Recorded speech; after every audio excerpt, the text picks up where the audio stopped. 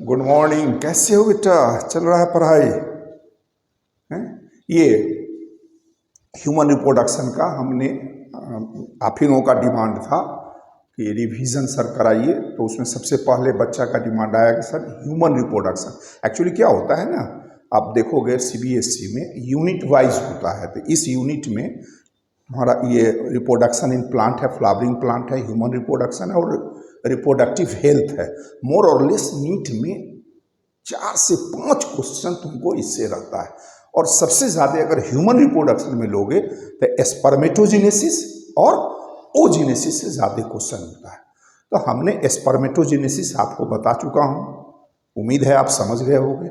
आज आपको हम ओजेनेसिस बेटा पढ़ाएंगे, ठीक है? तो शुरू करें। हाँ बोलो, क्या बात है? कोई दिक्कत?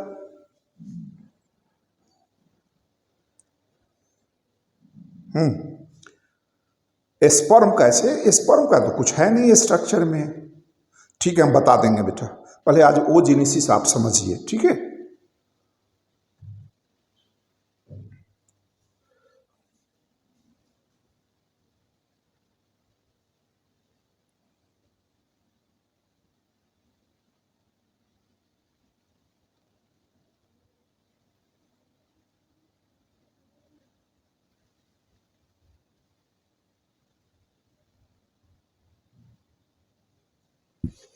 ये देखो, स्पर्मेटोजेनेसिस जो पढ़े हो उससे ओजेनेसिस एकदम डिफर कर जाता है। आप पढ़े हो स्पर्मेटोजेनेसिस शुरू होता है आफ्टर प्यूबर्टी, सवाल नहीं पढ़े हो? प्यूबर्टी का मतलब क्या होता है कि when the human being sexually mature.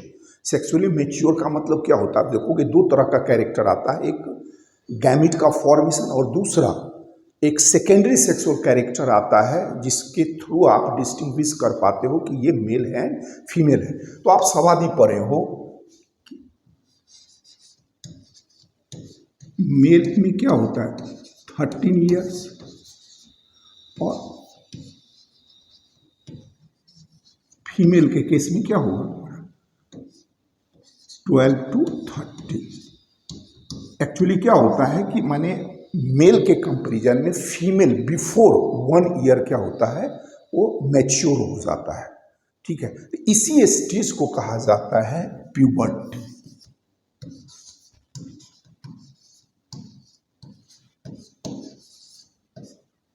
Female के केस में क्या होता है, जैसे ये एज अटेन करता है तो देखोगे ब्लीडिंग शुरू हो जाता है। तो यहाँ पे स्टार्टिंग ऑफ द ब्लीडिंग का मतलब ये होता है फॉर्मेशन ऑफ द ओवा शुरू हो गया, तो उसी को बोलते हो मेनाज। ये देखो,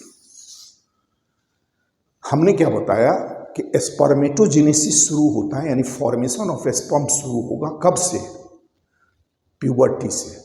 फीमेल के केस में क्या होता है, ये फॉर्मेशन ऑफ ओवा जो होता है वो जब वो बेबी, वो फीमेल मदर के फीटस में रहता है उसी समय से बनना शुरू हो जाता है। तो दोनों का प्रोसेस जो है ना एकदम डिफर करता है। तो थोड़ा सा स्पर्मेटोजेनेसिस के कंपैरिजन में क्या है, ओजेनेसिस थोड़ा सा कॉम्प्लिकेटेड है। कॉम्प्लिकेटेड का सेंस ये नहीं कि बहुत भारी है, थोड़ा सा स्टेज है, ठीक है? तो हम थोड़ा सा आपको एक समरी ब्रीफिंग देते हैं तो अपने आप समझ जाओगे। अब देखो, जब वो बेबी, फीमेल बेबी मदर के पेट में रहता है, ठीक है, तो क्या होता है, ओवरी तो बन जाता है। तो मोर और लेस देखोगे ओवरी का जो स्ट्रक्चर होता है,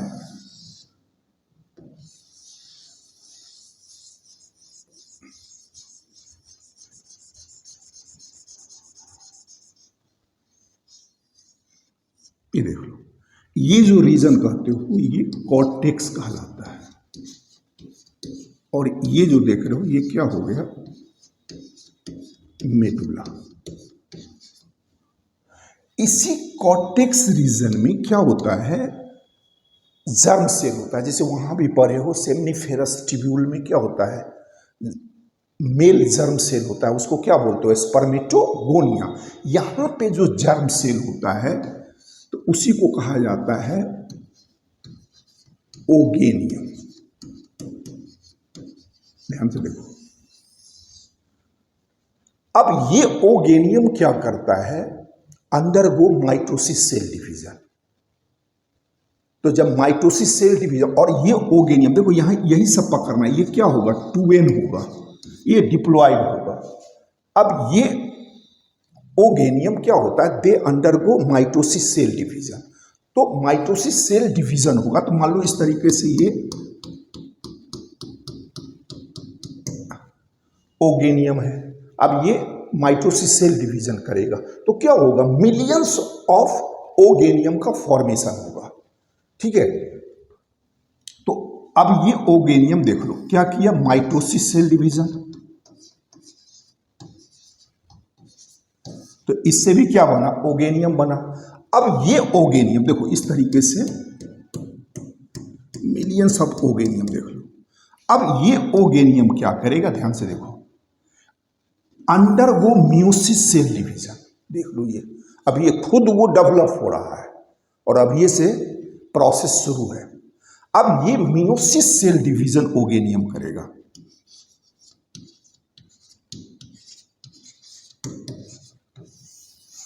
तो जैसे मियोसिस सेल डिवीजन स्टार्ट होता है और मियोसिस में पढ़े हो क्या होता है, दो फेज होता है तुम्हारा, दो स्टेज होता है, meiosis first and meiosis second. फिर मियोसिस फर्स्ट को क्या करते हो, 4 फेज में बांटते हो, prophase, metaphase, anaphase and telophase.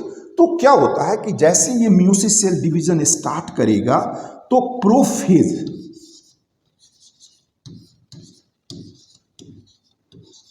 यही सब पकड़ना है बेटा। देखो प्रोफेज फर्स्ट में ही क्या होता है, अरेस्ट हो जाता है, स्टॉप्ड हो जाता है। तो अब उसके चलते क्या होगा, ये ओगेनियम से जो मियोसिस फर्स्ट के प्रोफेज में ही सीज्ड हो गया, अरेस्ट हो गया, उससे आगे नहीं बढ़ा, तो उससे जो बनता है वो हो जाता है तुम्हारा, देख लो, प्राइमरी oocyte। इसे वहां बोलते थे प्राइमरी स्पर्मेटोसाइट, यहां पर क्या बोलोगे, प्राइमरी oocyte। तो अब यहां पर देख लो, जब प्रोफेज फर्स्ट में ही स्टॉप हो जाता है तो मियोसिस फर्स्ट जो होता है वो रिडक्शनल सेल डिवीजन होता है, तो ये तो प्रोफेज में ही स्टॉप हो गया। इसका मतलब ये प्राइमरी oocyte भी क्या होगा, 2n ही होगा। यही पकड़ना है बेटा, मियोसिस हुआ लेकिन मियोसिस फर्स्ट कंप्लीट नहीं हुआ, कहाँ हुआ, प्रोफेज में ही स्टॉप हो गया, अभी जस्ट स्टार्ट ही कर रहा था मियोसिस सेल डिवीजन कि स्टॉप हो गया। तो अब उससे जो बना तो उसको क्या बोलोगे, प्राइमरी oocyte, क्योंकि अब स्टॉप हो गया, जब आगे नहीं बढ़ा तो देखो इसके बाद भी नहीं रुकता है, तब कहा कि ठीक है जो करना है करो। अब ये प्राइमरी, सपोज करो ये प्राइमरी oocyte बना, मान लो ये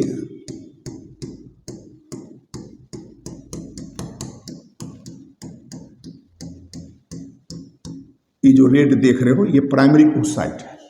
अब मियोसिस क्या हो गया, प्रोफेज में ही स्टॉप हो गया, तो इसके बाद भी ये चुप नहीं रहता है। अब देख लो क्या करता है, इसी कॉर्टेक्स से सेल को इकट्ठा करता है और ये अपने ऊपर कवरिंग शुरू कर देता है। अब जैसे ये देख लो, ये इस तरीके से कवरिंग शुरू कर देता है, इसी को कहा जाता है ग्रेनुलोसा लेयर। ठीक है, और अब ये जो कवरिंग जो लेयर किया तो कहाँ से ये सेल लिया, इसी कॉर्टेक्स रीजन से, क्योंकि ओवरी में जो वैकेट स्पेस होता है उसको स्ट्रोमा कहते हो, तो उसी में जो सेल होता है उस सेल को लेके ये अपने ऊपर क्या किया, जमा करना शुरू किया। तो अब जो ये बना तो इसी को क्या बोलोगे,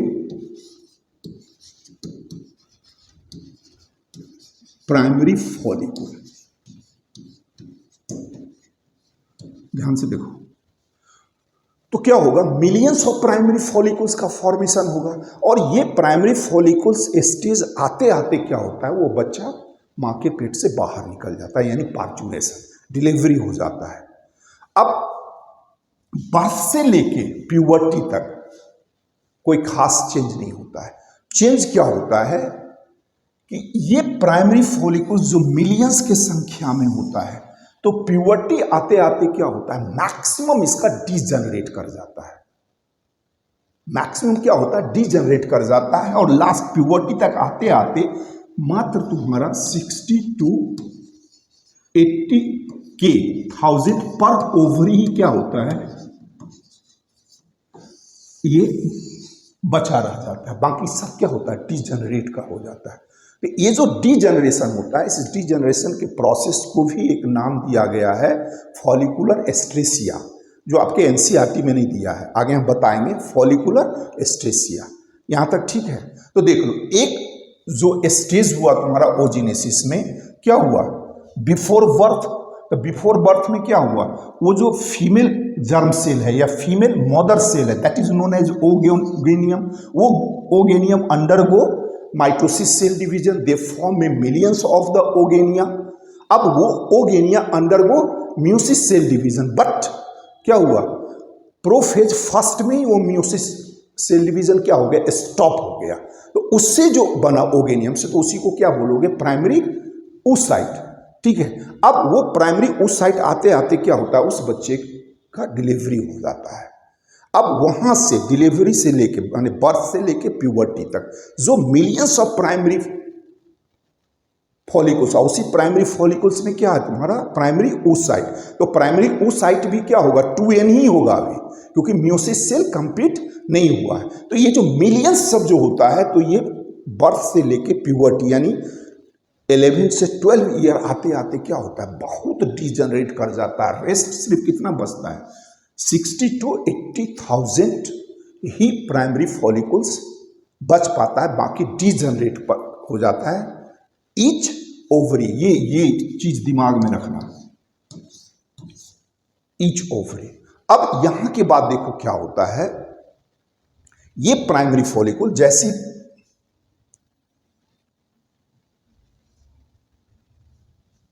अब देख लो, फिर ये क्या करता है ओवरी में, मान लो एक हम लेके चलते हैं, सपोज करो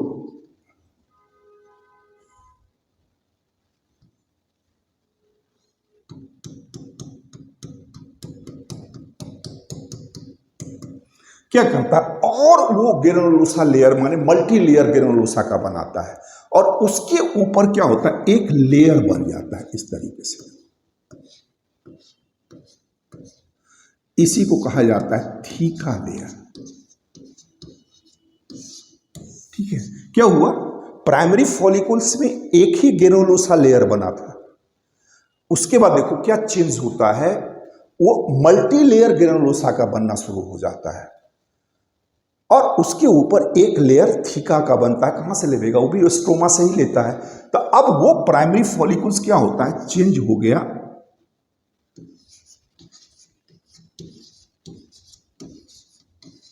सेकेंडरी फॉलिकल्स।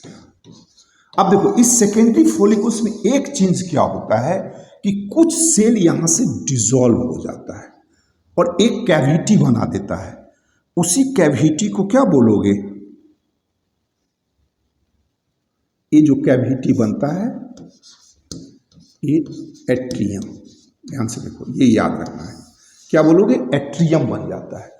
तो सेकेंडरी फॉलिकल्स का जो सबसे कैरेक्टरिस्टिक फीचर जो होता है वो formation of the cavity, that is known as atrium.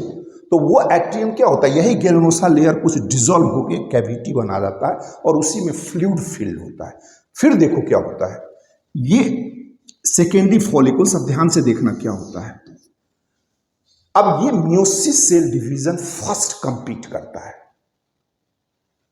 Meiosis cell division first complete करेगा। तो अब ये मान लो ये जो प्राइमरी oocyte है, देख लो, तो ये जो मियोसिस फर्स्ट डिवीजन करेगा तो परे वो रिडक्शनल सेल डिवीजन होता है। अभी तक ये 2n था, अब इसके बाद क्या होगा, मियोसिस फर्स्ट ये कंपीट करेगा। तो यहां पर जब मियोसिस फर्स्ट सेल डिवीजन होता है तो दो सेल जो बनता है, तो स्पर्मेटोजेनेसिस में पढ़े हो, सेकेंडरी स्पर्मेटोसाइट, वहां इक्वल साइज का बना, यहां क्या होगा, अनइक्वल साइज बनेगा। ये प्राइमरी oocyte जो है दो बनाएगा, तो एक बहुत बड़ा होगा, एक छोटा होगा। होता क्या है, ये जो बहुत बड़ा होता है तो इसका जो साइटोप्लाज्म होता है जिसमें न्यूट्रिएंट रहता है वो सारा इसमें चला आता है। तो इसी को क्या बोलोगे,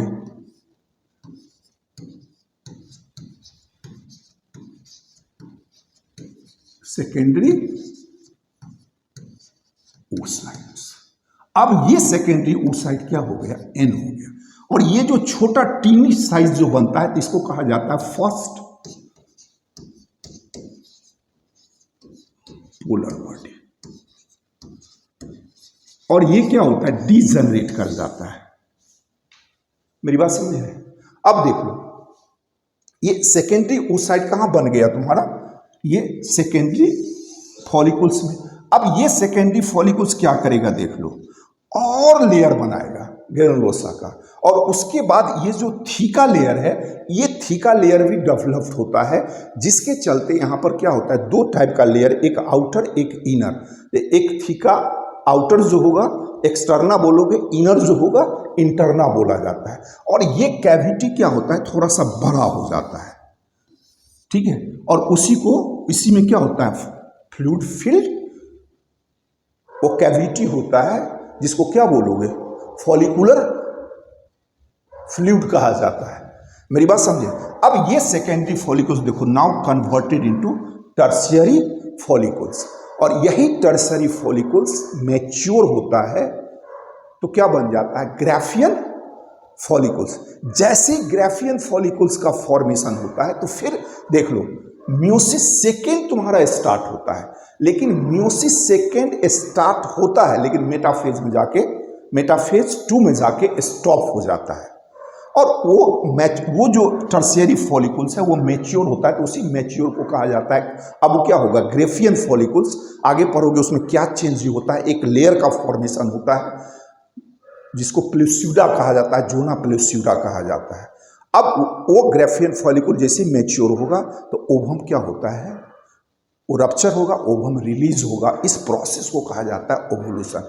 और यहाँ पर जो सेकेंडरी oocyte जो है वो सेकेंड म्यूसिस जो करता है तो मेटाफेज में स्टॉप हो जाता है। अब फर्दर जो होगा प्रोसेस वो at the time of the fertilisation. तो ये प्रोसेस है तुम्हारा ओजेनेसिस का। उम्मीद है समझ में आया होगा। आगे बढ़ें।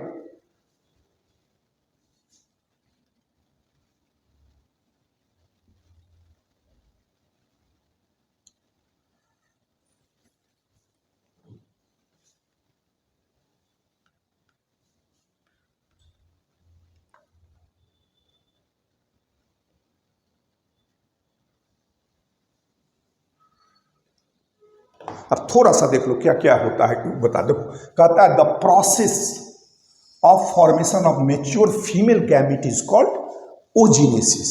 कहां से, ओगेनियम से लेके ओवम तक जो फॉर्मेशन, ओवम जो बनता है, तो होल प्रोसेस को क्या बोलोगे, ओजेनेसिस।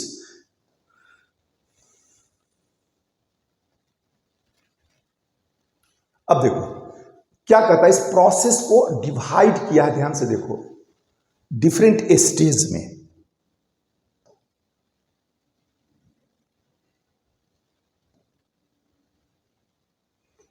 पहला देखो एम्ब्रियोनिक डेवलपमेंट स्टेज, यानी मदर के पेट में जब वो बच्चा यूटेरस में होता है, वो फीमेल बेबी यूटेरस में कहां तक बनता है, वो ओगेनियम कहां तक आता है, प्राइमरी oocyte यानी प्राइमरी फॉलिकल्स। तो 2n ही है, देख लो क्या कहता है, in each foetal ovary mother germ cell, उसी को क्या बोले, oogonia, undergo mitosis cell division. देखो to form millions of the oogonia 2n। अब यहां पे कहता है no more oogonia are formed or added after the birth.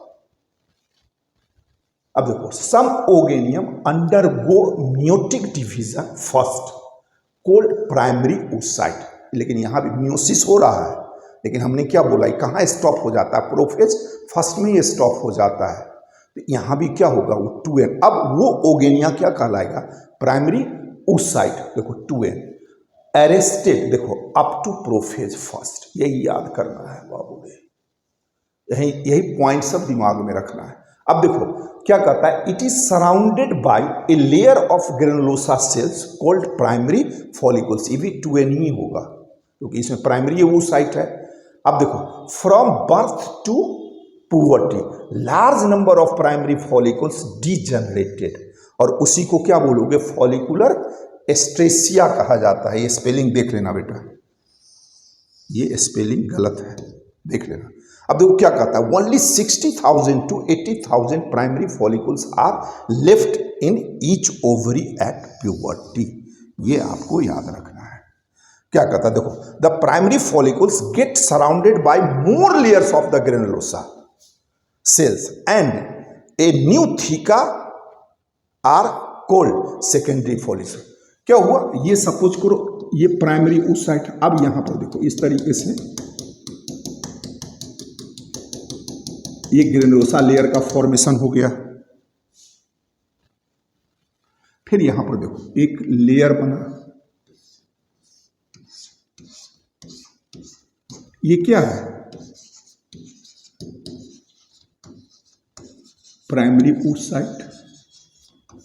ये क्या है, ग्रेनुलोसा लेयर सेल, और ये क्या हो गया, थीका। अब इसी को जैसे थीका बन गया तो क्या बोलोगे, सेकेंडरी फॉलिकल्स इसको कहा जाता है। ठीक है यहां तक।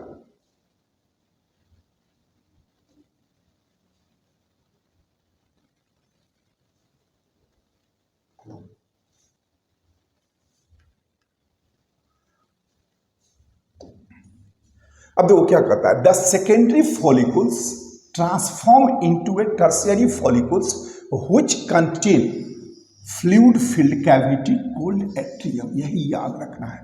यानी टर्शियरी फॉलिकल्स का जो कैरेक्टरिस्टिक फीचर होता है, they contain a cavity, fluid filled cavity, that is known as एंट्रियम।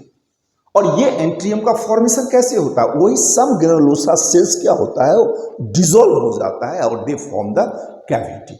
अब देखो, the theca layer is organised into an inner theca, उसी को क्या बोलोगे, interna, and the outer theca, उसको एक्सटर्ना। अब क्या होता है, टर्शियरी फॉलिकल्स में वो थीका मल्टी लेयर हो जाता है, जिसके चलते एक थीका इन होता है, एक थीका आउट होता है। तो जो इन होगा उसको इंटरना बोला जाएगा, जो आउट होगा उसको क्या बोलोगे, एक्सटर्ना बोला जाएगा। अब देखो, now primary oocyte complete its first meiotic division to form two unequal haploid cell large, तो उसको क्या बोलोगे, सेकेंडरी oocyte। और ये क्या, ये इसका साइज जो बड़ा होने का मतलब क्या होता है, ये इतना बड़ा और ये छोटा एकदम टीनी पर, तो इसलिए होता है कि इसका सारा साइटोप्लाज्म कहाँ चलाता है, इसमें चलाता है, और वो रिटेन क्या करता है, देखो न्यूट्रिएंट्स रिच साइटोप्लाज्म। और टीनी पार्ट, जो टीनी सेल बना उसको क्या बोलोगे, फर्स्ट पोलर बॉडी। ये आगे जाके डिजेनरेट कर जाता है। तो कभी कभी पूछता है कि ये जो लार्ज साइज है जिसको आप सेकेंडरी oocyte कहते हो, और ये सेकेंडरी oocyte क्या हो जाएगा, एन हो जाएगा। देख लो, अब ये एन आया, एप्लॉइड हुआ। तो एडवांटेज यहां पर क्या होता है, क्योंकि इसमें क्या होता है, न्यूट्रिएंट्स होता है जो आगे सपोर्ट करता है उस ग्रोइंग ओवा को। अब देखो क्या करता है, the secondary oocyte forms a new membrane called zona pellucida. क्या होता है, देख लो, मान लो ये सेकेंडरी oocyte है, ये सेकेंडरी oocyte है, ये ग्रेनुलोसा लेयर, देख लो एक लेयर, सॉरी यहां पर थोड़ा सा मिस्टेक हुआ बेटा, ये सेकेंडरी oocyte है, ये इसका न्यूक्लियस है। यहां पर एक लेयर का फॉर्मेशन होता है,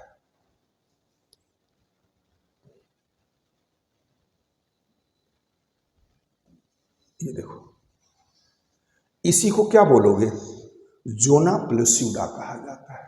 अब इसके बाद देखो क्या होगा, ये इस तरीके से ग्रेनुलोसा लेयर। अब फिर देखो, ये थीका इंटरना, ये थीका एक्सटर्ना, ये ग्रेनुलोसा लेयर, और यहीं पर एक देखोगे लार्ज कैविटी बन जाता है इस तरीके से, जिसमें फ्लूइड फील्ड होता है। देख लो, the tertiary follicles changes into the mature follicles, और उसी को क्या बोलोगे, ग्राफियन फॉलिकल्स। अब ये ग्राफियन फॉलिकल्स क्या होता है, रप्चर करता है to release the secondary oocyte ovum from the ovary by the process called ovulation. तो ये एमसी साइकिल में बताएंगे कब होता है ओवोल्यूशन। और यहां पर देखो, जब ये सेकेंडरी oocyte रिलीज होता है तुम्हारा, तो ये मियोसिस सेकेंड स्टार्ट कर देता है, लेकिन मेटाफेज में जाते जाते फिर ये क्या होता है, स्टॉप हो जाता है।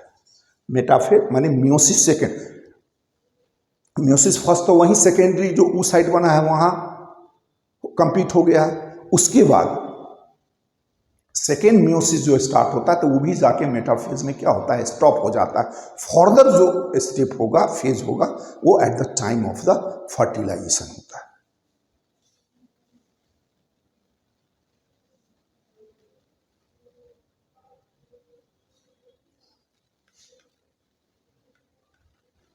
ये देखो एनसीईआरटी में आपका दिए हुआ है, ये कभी कभी 12 परीक्षा में क्वेश्चन पूछ भी देता है डायग्राम के लिए। ये आपका ओवरी का स्ट्रक्चर है, देख लो। ये सब क्या है आपका ओगेनियम है, उसी ओगेनियम से देखो प्राइमरी फॉलिकल्स का फॉर्मेशन हुआ,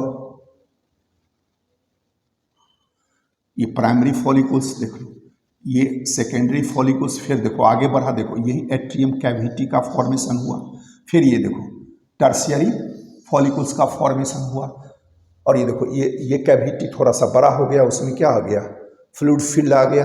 उसके बाद ये ग्राफियन फॉलिकल्स रप्चर किया, ये देखो ओवम रिलीज हुआ। ये जो रेस्ट जो बचता है रप्चर के बाद, जो जिसमें ग्रेनुलोसा लेयर है, ये जोना पेलिसूडा तो साथे आ गया, वो तो जस्ट क्या होता है उस सेकेंडरी उस साइड के आउटर कवरिंग है, और वो नॉन सेलुलर होता है, याद रखना बेटा। वो जोना पेलिसूडा जो होता है वो ये सपोज करो सेकेंडरी oocyte है,